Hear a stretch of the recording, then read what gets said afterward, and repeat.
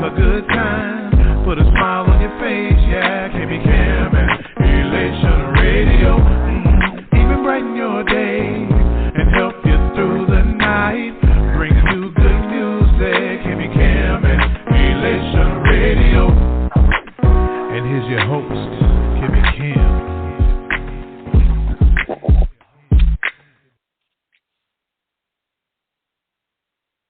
Good day, everybody. Charles McCutchen here. I'm your favorite entrepreneur. How's everybody doing? We're going to bring it back with Charles's Corner, give you some insight, some things you can take with you. And today I'm going to talk about the money. I know a lot of us get intimidated talking about money, asking for money, going to look for money. We don't know where to find money. I'm just going to go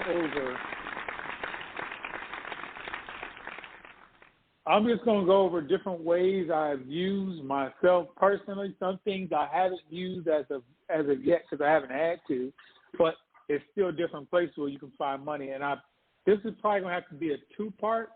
If I squeeze through this, I think I can squeeze through it. I may not even try. We'll just see. But if it has to be a two-part, no big deal. I think everybody can use some of the different sources. I'm just going to direct people directly to different sources that you can use to go find money. Now, when I say go find money, it may be that you are a business owner or you're thinking about becoming a business owner, and the main reason I look for money is real estate. So I'm definitely going to talk about that and how I go about, doing what I do. But no matter if you're doing it for your business or for real estate, there are different things you got to have on board in your arsenal so you can actually get some funding. Now, I will say that a lot of people, they come to me with ideas. And I tell them, ideas are great, but ideas might not get you funded because you have a lot of people that say, hey, I have this great idea. And I'll give you an example. Somebody came to me about an invention, and I gave them the right things that I think they should do because with inventions, you have different people called angel investors.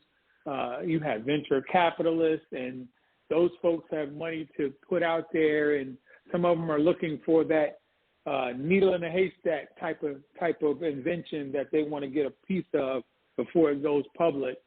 The hard part is selling them on an idea that you haven't made any money on, or selling them on an idea that you don't even have an executive summary on, or selling them on an idea that you haven't even put no money into it yourself. Those are very hard to sell, but a closed mouth don't get fed. And so the best thing you can do is get in the room with other angel investors or venture capitalists and start understanding what it is they need. It's not about you. It's about what they need to feel so they can sleep at night. That's the best I can put it. I ask people when we're talking about funding, like how much do you need? A lot of people overestimate. And I do that in events as well. Back before COVID, when we were doing events, I have everybody stand up. And I go around the room and say, how much money do you need? How much money do you need? How much money do you need? And a lot of people, $250,000, $1 billion, they come out with some crazy astronomical numbers, and I would say maybe one person really hits the mark. And, I need 25,000, and then people would ask them like, "What are you going to use it for?" Well, to get my business up and running. Well, that's probably not going to do it. So you have to be specific, and all that stuff has to be written down. Breaking down the numbers, and we do this with the city as well. Like we're putting in a proposal, and we got to break the numbers down because if we say this particular development that we're gonna do is a $50 million development. We breaking down each building, each residential place, and they want to look at the numbers. So you got to have all that. I know they say some people. I was with this one guy, and he was I looked at him as a mentor, teach me about funding. He had raised in his time $50 million, and he said, he went to friends and family, and I'm like, I think that's funny to me because I think getting funding is different for different people. I don't particularly have the friends and family I can call up and get 100,000 there, $1 million here, and it's just, that's just not happening in my friends and my family. Now, some of my friends do have some funding, but I think it's harder to get money from friends and family. But I tell everybody to do it anyway, because that's where you can get your nose out the way, and it just gets you prepared for the nose. Get you ready to get the nose from everybody else. And it boils down to, why are you doing what you're doing? Are you passionate? Because some people will start it, and it may get too hard, it may take too long, and then they give up. A lot of people have given up on their journey, or even somebody else's journey, saying it's never going to happen. And so, friends and families out there. Now, the question that I ask people is, how much do you put in? Because if you ain't putting nothing in, it's kind of hard for somebody else to want to put something in. That's just, it's called skin in the game. We do this in business, do this in real estate. You got to have some skin in the game, because that lets me know you're serious. If you ain't put in $1 and you want me to put in 10,000, like, that would even look right. Let's imagine you still got a job and you can put money in, but you choose not to. So that just makes me look at you differently. So the other person I talked about is the venture capitalists. Those are just investors, really. And there's no guaranteed way to get money, but there's a process. There's groups of venture capitalists online.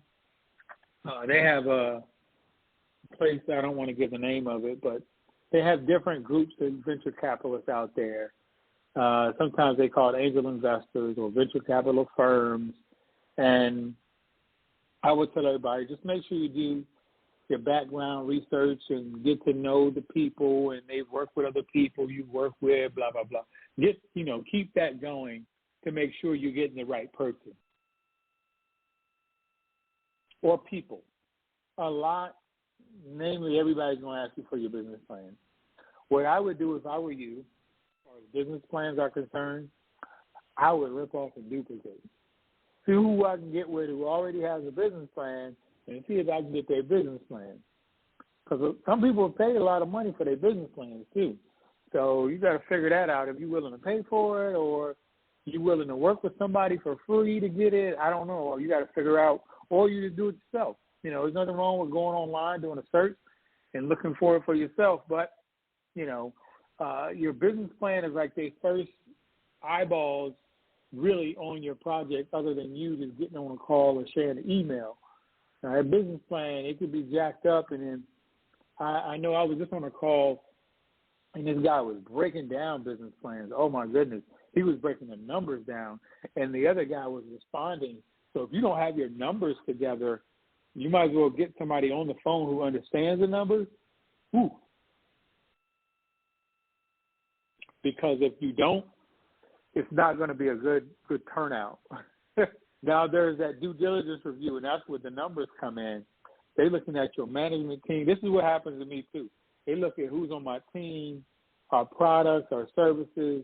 They're looking at anything we got associated with the city, financial statements. And so what I did, what I had on one of my businesses, was I went out and got the best of the best for my financial guy. I got one of the guys who worked for McDonald's back in the day, and he actually worked with Ray Kroc. And any of you who understand McDonald's understand that Ray Kroc was one of the founding members of McDonald's, although he did some things to acquire it that I don't approve of, but it is what it is. But I got the finance guy who worked with him, and he was a finance guy for McDonald's, and he's one of my attorneys for my finances for real estate. So I feel that, when I say his name and I let people know what he does, it's like an ease, like people like, oh, okay, well, he's thorough. He's that guy, and he's worked for a major corporation. So, come test me if you want to on them finances. That's how I look at it. So a venture capitalist or angel investor, they want to work out the terms, and I get a lot of term sheets. And that describes what's going to happen if they were to fund you money. Quick example. Let's say you wanted $20 million. Now, how it usually works for me You get on the phone, small talk, go over some things, and then the company sends you information on their money, how their money flows, what the time frame, what they want for their money as far as equity or debt or anything else included is on that thing called a term sheet. And so we break that down, and then you can either get on and talk to them and say, hey, I see your numbers, but I don't really like them. And then you can go back and negotiate. Some of them will negotiate, some of them will not. But it's always good to negotiate. I never take the first thing out the gate. I'm always going to negotiate, doesn't matter. And then if you take it, of course, then you agree into their term sheet, you sign the paperwork. You got the attorneys involved. I just talked to my attorney because we got some stuff going on with attorney and some CPAs getting on, some accountants getting on to talk numbers and stuff like that. So I'm going through all that right now. Once the venture fund has invested in you, y'all literally become a family. You know, that's how I look at it. So they want to make sure you meet your milestones, just like you want to make sure that they're sticking to what they need to, what you need to do. And so how it usually happens is, let's say you got $20 million, right? You want $20 million. 9 times out of 10, they're not going to give you the entire $20 million. It's going to be broken up into pieces. So I call it tranches. We call that in the real estate world tranches. So your first tranche may be $5 million. Then you may get another $5 million. So you have to, when I present my projects to whoever, whether it be a venture fund, angel investor, I don't really present to them, hedge fund, pension fund, family office, private investor, I have it broken down into tranches, into phases to say, well, let's just start with the first phase. And that's what I did with some of my investors. Let's just start with the first phase. We don't need the entire amount right now. Start with the first phase, get this thing kicked off, and get everything ironed out and smooth. Another thing that a lot of people don't use, and I went through the whole process so I can understand it, is crowdfunding. Now, crowdfunding is a job in and of itself. Now, you can raise money from a large number of people, and, you know, they have all these different sites, and I would say make sure that the sites that you're looking at is what you think they are. Some of these sites will, let's say you're raising $1 million. Let's say you got to $990,000. If you don't raise $1 million, they will refund everybody their money back. So you have to figure out and make sure that you're with the right site to raise money. The other thing is, it's like a gift from your company as a thanks. That's basically what you're giving them. So the gift is a product you plan to sell or other perks. You may give these people perks if they want to invest in you or into your company. So it's like a lot of people do crowdfunding when they're doing something like very creative or physical product. Like this lady did a crowdfunding platform, and she had this suitcase, and I happened to buy one because I thought it was a novel idea. And I really liked it because it had on the actual suitcase, it had a place I could plug my phone and charge my phone because I travel a little bit. And so I was like, man, that's pretty cool. You can be sitting there and charge your phone because you got the suitcase. But anyway, whole other story. It's just a popular thing right now. And if your plan fails, you're really under no obligation to pay the crowdfunders. And every crowdfunding platform is different. So the other thing a lot of people try to do, but, you know, due to credit or other factors, they can't get it, and that's a small business loan. When you use a small business loan, a lot of people don't use the Small Business Administration, the SBA, and they do have some guaranteed loans out there, and they do what they call a lender match to help you find what lender is good for you and your project. But you're still going to go through all the stuff that you have to go through to prove your case to the SBA so you can get in there. Some of these businesses out here are risky. I'm in a risky environment, which is real estate. That's risky. The bank that has a little bit more less risk.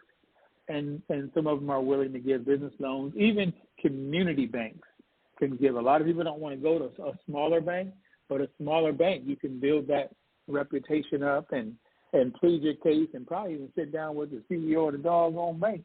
I plan to do that here with some banks in my area. I'm about to get a package of information together and go sit down with a couple of the banks and give them an opportunity. That's how I like to call it. I'm going to give them an opportunity to be great and give them an opportunity to work with me. So that's what I'm doing.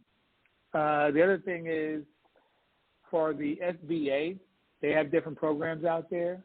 There's one called a Small Business Innovation Research Program. And I'm going to be going for this one and a few others for what we're doing with for what we're doing in our company. And it's like technology-based, innovation research-based. So I'm having some grant writers to write these up for me. I have 3. I'm working on a 4th grant writer, and I'm about to turn them loose to go after all these different grants that are out there. So we call it the SBIR, and it encourages small business to engage in like federal research and development. So, and that's another one is CTR, and that's the Small Business Technology Transfer Program. And that's you basically a small business who qualify for that program. They work with nonprofit research institutions, and it's like done at the very early stages. But there's money involved in that, and I know one of them is like $50,000 or $75,000 just for starting. Getting out the gates, getting approved, and you get $75,000 for your whatever it is you're doing.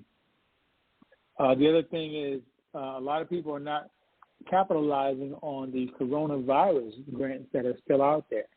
So they have small grants out there, and it's with the SBA. You just got to go there and talk to them. One of them is called the Shuttered Venue Operators Grant, and that's like $15 billion right now. That last I checked, and applications, they've been open since like 2020. I don't know when they're closing it, so you got to get the latest and greatest information to see, how long these grants are going to stay out there. They have the Targeted Economic Injury Disaster Loan Advance. That's just all this is part of, and y'all heard about that one. That's when SBA was giving out funding, and that's up to like $10,000 for small businesses. I don't know if that one's still out there, but it was out there. Then they have the Restaurant Revitalization one, and that was up to $10 million. That may be closed. I'm not following, those grants. I'm just not. It is what it is. But you can go and look and go to the SBA's website, call them up, and talk to them and see what's going on with their grants. Another grant that's out there, and this has been out since 2006, the National Association for the Self-Employed. So they're giving out like $650,000 in grant money. And individual people can receive about $4,000, and this money can be used for employees, expanding, advertising, marketing, everything we need is small business. And you don't have to be a member of an association. No, you do for that particular one, the National Association of Self-Employed. You have to be a member of the association, and I think that's about $120 a year. You just got to check. I don't know if they do any waivers or anything like that either.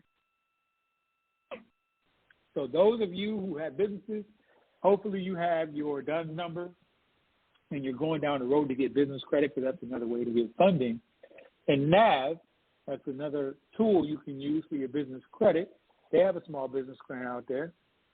And what they do is they match small business owners with their best financing options that are out there. NAV gives away like 3 types of grants, 3 grants, and the top winner gets like about $10,000. So they provide relief to people out there, small business owners that are struggling. They're out there for the taking. You just got to put in for it. The problem with a lot of this is a lot of people don't have their information together, and a lot of people don't even put in for it. So we can talk about not getting funded, but then you have to look down the road and say, well, did they do everything they needed to do to get funded? So that's just what it is. So the other thing is women. There's a lot of grants out there for women. Oh, my goodness, there's so many grants. There's so many grants for women. One of them is called the Amber Grant, and that's for business owners that are women, and they're looking to help y'all succeed. and it could be only $500. And then they do $500, and at the end of the year, there's a grant for like $2,000 to the ultimate winner. It's not even a hard process. There's like a $7 application fee. And like I say, some of these grants may change, but the grants are still out there. They're not going away, family. The government has small business grants that a lot of people don't even go for. A lot of people don't even go and get on the get grant qualified for the government. So, I mean, and a lot of this stuff is free. And you can go to, I'm going to mess the word up. It's on the tip of my tongue, but I can't remember. Oh, PTAC. I forgot the acronym. But the PTAC is for the government funding, and you can get your grant stuff set up. And what you need to do is for like government contracting, procurement, technical assistance centers all across the United States. You can look online, type in PAC, and then your state, and then some of these centers will actually walk you through how to get qualified for government grants. Government contracting. And we should all be government contracted. You may use it for a little while and stop using it. And, but still you have it, you went through it, you understand it. I think a lot of people don't want to do it because it is a lot of work. It sucks. I hate it. I'm just going to be straight up. I don't like doing it. I went through and sat through all these classes, and it just wasn't fun, But what are you going to do? You're either going to do it or not. It is what it is. Another one I did research on, but I never went through with it, was cabbage. And I don't remember why I didn't go through with it. And that's for e-commerce businesses like eBay, Amazon, Cabbage. There's just great options. And that's when you can put it for funding, but something stood out to where I didn't do it. So it is what it is. Similar to Cabbage, you have another one called On Deck. They award loans based on like metrics regarding like your business as a whole. They look at your annual revenue, and some people don't have any annual revenue, so that kind of throws them out the door from even going through that. And PayPal, crazy as it seems, has been giving out loans as well. They land on existing businesses looking at, they can see all your money if you use them, and then they go funding you that way. So another one is Lendio. I've used that before. I didn't get funded with it. I just researched it just to see. Lendio has a lot of lenders, and it's a finance platform. And I'm not telling y'all to go through all these platforms. I'm just telling y'all that there's a lot of different ways or things you need to research. You can just see for yourself if it's for you or if it's not for you. But make sure that you're talking to your legal team before you trying to get all this financing and trying to figure all this stuff out, see if it's a good fit. Because I'm not the legal guy. I have attorneys and I have CPAs that do all this stuff. They don't do the crowdfunding for me. That's not what I'm saying. But they give me insight for questions that I may have. I literally just send an email or pick up the phone, and I can get on the phone with them and ask different questions. So that's something that you may want to do as well. Another one I looked at was Kickstarter.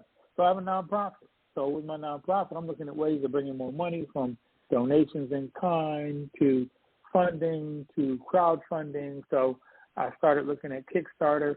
It's the same type of thing. I know they started in like 2009. They're still around, so that's a good thing to be around right now. And it's still on the crowdfunding site, There's some more. So anybody who does like digital creations, there's a media or a crowdfunding type platform, and this platform is called Patreon. Never used it, Patreon, and they make you hit specific tiers at different price points. And so, like I said, I never used it before, but I know about it. So I just went and started doing a lot of research on all these different sites and seeing what's going to be my fit, because everything you can't do. You definitely won't be able to do everything. Another one that's like Kickstarter is Fundable. So it's, instead of just posting like a single product, you can promote your entire business on that site. And that site is used to capture funding from venture capitalists or other accredited investors. So that's something that would fit me because I look for accredited investors in doing some of the things that I'm doing. And these are people who I know there's a new thing coming out to change up who's going to be called accredited investor, but they're still on the table right now. The other thing, there's a company out there that does peer-to-peer lending, and that's from person to person in a sense. And Prosper is a company that's out there. They're giving out a lot of loans as well. Then there's Lending Club, and all these kind of do the same thing, but like I said, it's just different types. There's Upstart. They help young entrepreneurs getting funding and like little to no credit at all, little financial history. Those are the people that, you can run to. There's another one called Funding Circle. They loans range anywhere from like $25,000 to $500,000. But they do have big interest rates to where it could be 20%. But you got to look at it like if you need the money, you got to figure out which direction you want to take. There's another one called Peerform, and they do short-term loans up to like $25,000, but your credit score got to be in between 600 to 700 for the credit score. But you can get your credit score up as well. No big deal. No big deal. There's another one called Micro Ventures, and these are obviously micro, meaning short-term, smaller type deals. And, it's all information that you can use or not and just find out what's best for you. The best thing to do is hopefully have a team of people that can help you. So this is it's a lot of work to do this type of stuff. It's definitely a lot of work to do this. And as I said, I knew I wasn't going to get through all this. I still got a lot more that I could think of that I would like to go over, but probably just stop right there. Funding has been a race. It's definitely not for the faint at heart. If you're the type to give up easy, trying to get funding is not for you. You're going to get 1,000 no's, and all you need is that one yes, and that can take you to other sites. Nobody can stop you once you get that one yes. It's more about having your stuff together. You don't have to be the expert, and I think a lot of people get that confused, thinking that they have to come up with all the answers. You have to find people that can help you with the answers, whatever that means to you. Find people that can help you with the right answers, and then you take the right action. That's all that needs to happen. So I found a lot of people on my journey, and on this journey, it's more of, how much can you take? Because you will be tested. There will be people that try to steal your idea, and people that, just that want to buy you out, and then people that say that your idea is not good enough. And it may be good enough. It just may not be good enough for them. And that's okay.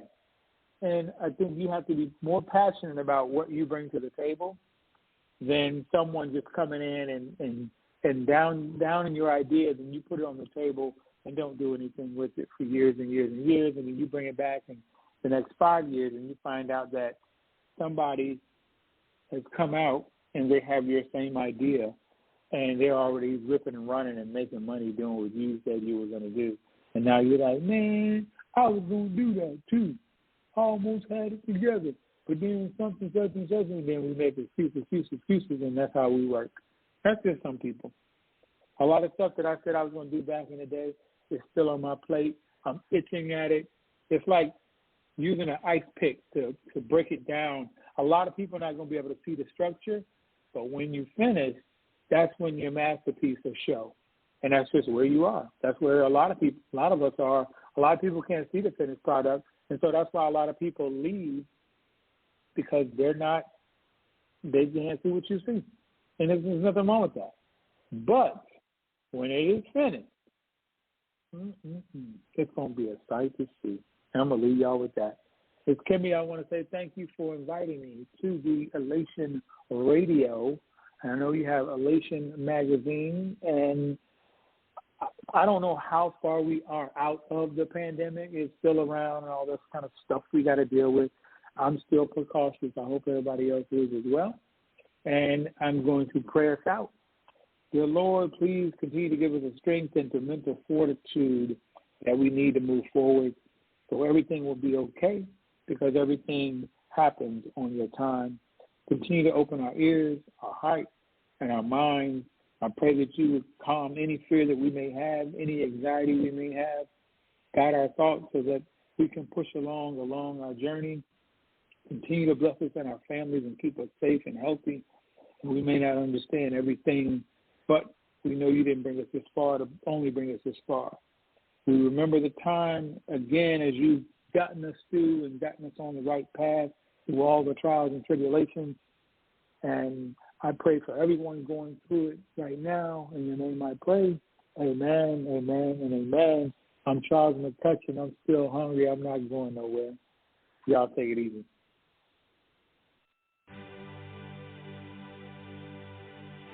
Lord, I just want to say thank you for sending your son down to die for my sins.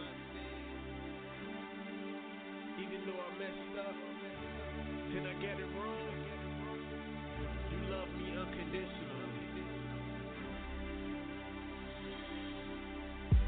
So here I am, all I have is you, a sinner saved by grace, but is that really true? Cause I still feel in love with what I used to do, and I don't feel a change, but my heart yearns for you. I don't feel complete, even when it's going right.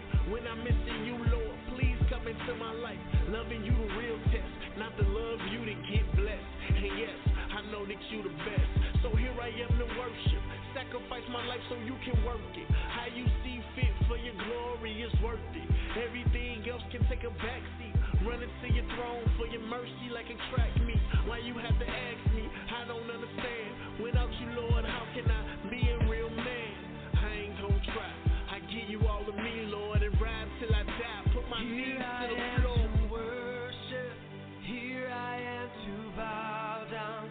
Here I am to say that you're my God. You're altogether lovely, altogether worthy, altogether wonderful to me. Here I am to worship. Here I am to bow down. Here I am to say that you're my God. You're altogether lovely, altogether worthy, altogether wonderful to me. So here I am, all I have is me. Still to this day, it feel make-believe. Why would you save me? I stoned you to death. I made you bleed on your cross to your last breath. Lord, was I really worth it? Cause apart from you, my life is all worthless. Ain't no point in working, cause it's all in vain. Without a real purpose, I really need to change. I don't know how, it's amazing that you even called me. Lord, I'm in RC, my struggles still haunt me. Random women every night, just to feel wanted. To feel like a man, cause my daddy didn't want me. And the past pain, addicted to Mary Jane. Father on cocaine, money down the drain. Baby mama drama, got me going insane. I know I've been redeemed, but I don't feel a change. Here I am to worship. Here I am to bow down. Here I am to say that you're my God. You're altogether lovely, altogether worthy, altogether wonderful to me. Here I am to worship. Here I am to bow down. Here I am to say that you're my God. You're altogether lovely, altogether worthy, altogether wonderful to me. I'm paying homage to you, Father, that's my only option. After you ripped the veil and gave me the gospel, so I could see the truth, so I could walk with you. And that's the greatest thing that anyone can ever do. You really saved my life when I was worst at it, an addict on any level for pleasure, pain, and passion. I could never grasp it, cause it's never lasting. But Lord, you everlasting. I burn my flesh to ashes so I can walk with you. Your love is unconditional. So even though I struggle with my past, you still see me through. Sometimes I get it wrong. I fail plenty times, but I get back up and I ride. Your son lived and died for my eternal life. So now I'm still tight. God inside, you give me light. Now I'm saying I will fight. All my pain, hurt, and my struggles in my past life. Lord, you wipe away my tears every night. Here I am to worship. Here I am to bow down. Here I am